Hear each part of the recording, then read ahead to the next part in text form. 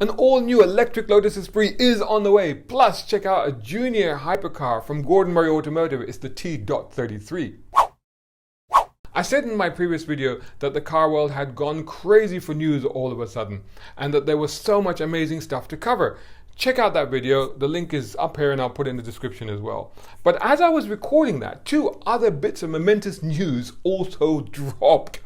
Gordon Murray has announced another new supercar, and it is just extraordinary. Plus, Lotus just sent out a teaser of the first of its new generation of all-electric supercars, and oh my god, hang on a minute, that looks a lot like another car of theirs that I've been totally in love with since I was 10 years old.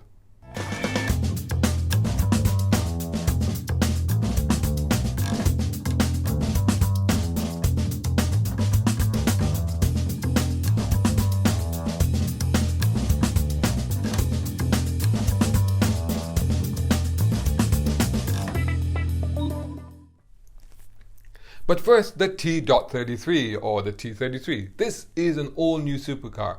Actually, probably I should say hypercar, but it's kind of a junior hypercar because it slots in just below the previous all-conquering hypercar that Gordon Murray Automotive revealed last year, which of course is the T.50 or T50. And that's a kind of spiritual successor to Murray's iconic McLaren F1 supercar. Now, as for that T50, I did do an interview with the legendary car designer, Gordon Murray himself, last year, so check that out in the link. Either I'll put it above or it'll be in the description below.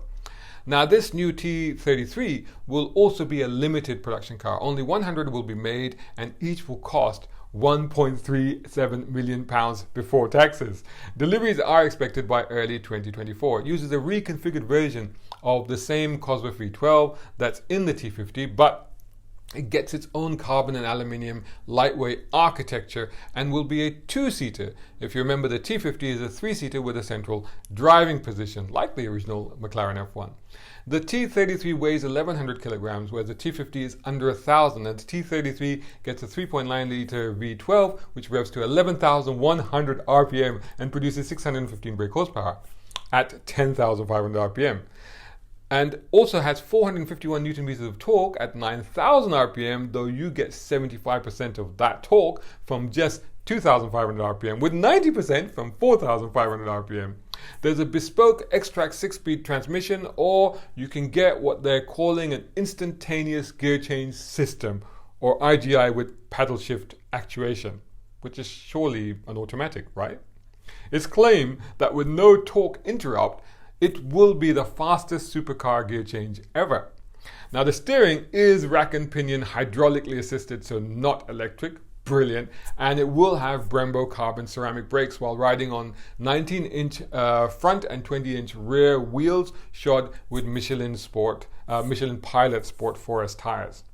So this one doesn't get the massive and unique rear-mounted fan that the T50 gets, but it gets what they're calling a passive boundary layer control system. What? The PBLC for short has ground effect inlets that channel air underneath the floor.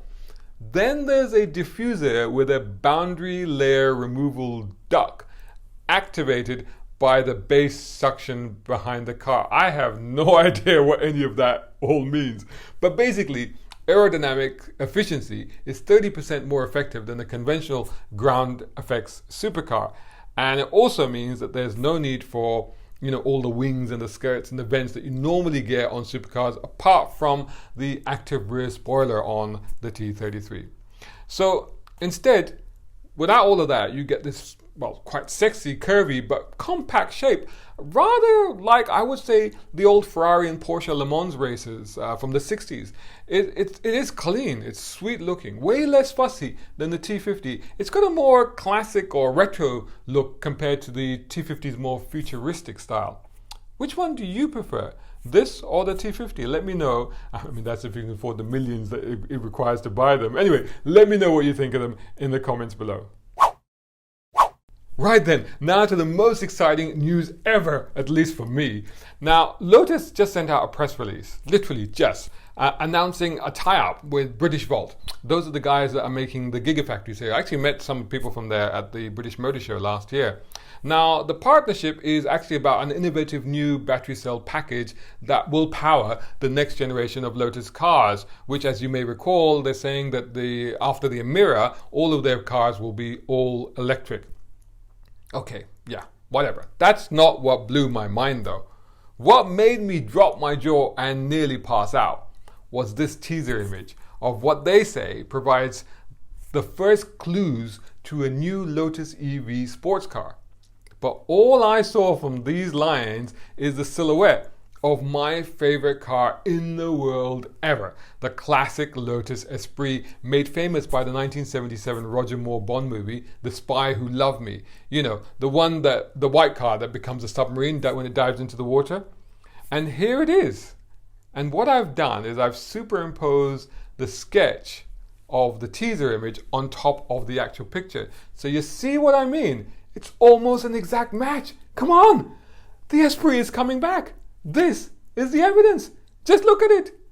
Okay, the wheel arches are rather accented, but actually, just look at the accent lines on the original, on my model version here. So that's not so dissimilar either. Of course I've got model. In fact, that top shelf there is actually full of Esprits. Unfortunately, no further information has been revealed on this car, on this concept or this teaser or this image, whatever it is. The next car that Lotus will reveal will be the Type 132, which will be an all-electric SUV, the company's first family car, believe it or not. I guess we won't get any further news on this teaser then till late this year or early next year. But I have made up my mind that this is the next Esprit, and it better be called that too. Are you hearing me, Lotus? What's more, I've got to start saving. I think this might be my first electric car. What do you think? Should the next James Bond, whoever that's going to be, drive a Lotus again? And should it be this one? Come on, it's got to be, right? Tell me what you think in the comments below. A big shout out and thanks to Jay Williams over at AirTechnic, who are my top tier sponsors. Check them out at airtechnic.co.uk for exhaust, brakes, suspension and body kits. Plus my other major sponsor, Riverhall. Much appreciation also to my tier 4 sponsors, Muhammad Ali Hamed and Tom Conway Gordon. And of course all of these other guys who are supporting me on Patreon. I am eternally grateful because without you, I can't be creating all this content. Hey, think about joining them. Head over to patreon.com/browncarguy. If you can't, don't worry. Just make sure you subscribe to my YouTube channel and my website. Plus, follow me on all social media channels by searching for #BrownCarGuy.